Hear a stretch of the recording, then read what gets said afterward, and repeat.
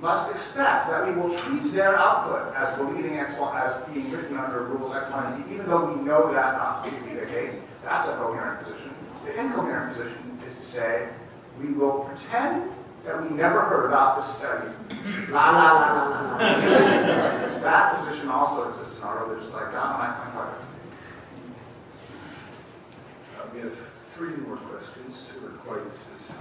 One is more general. I'll do the general one. And otherwise, people who have asked the specific questions about if I don't get to full faith and credit for rabbinic decisions and also the apocryphal inserts into the Book of Esther, if we don't get to that, I'm sure that we can take a minute or 2 to tell them afterwards what that's like afterwards. We talk about.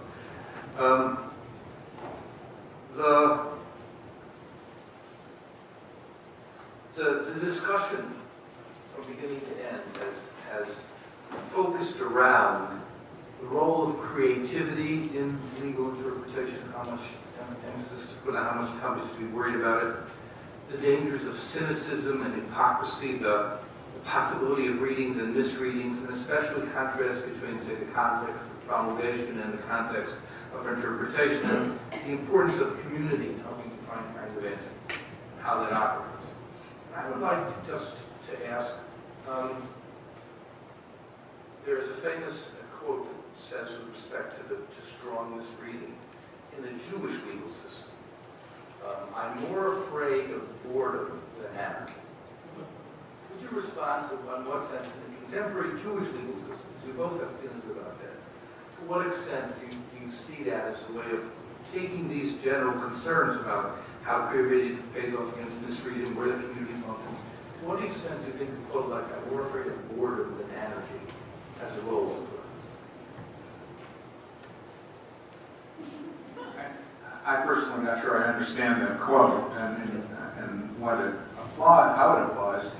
I do want to come to the first half of your question, which I think is really opposite, which is how do we live with the fact that communities of interpretation can be interpreting the same body of law? And I think we have a much harder problem in America, at least once it comes to the Supreme Court, although in federal districts we live with it.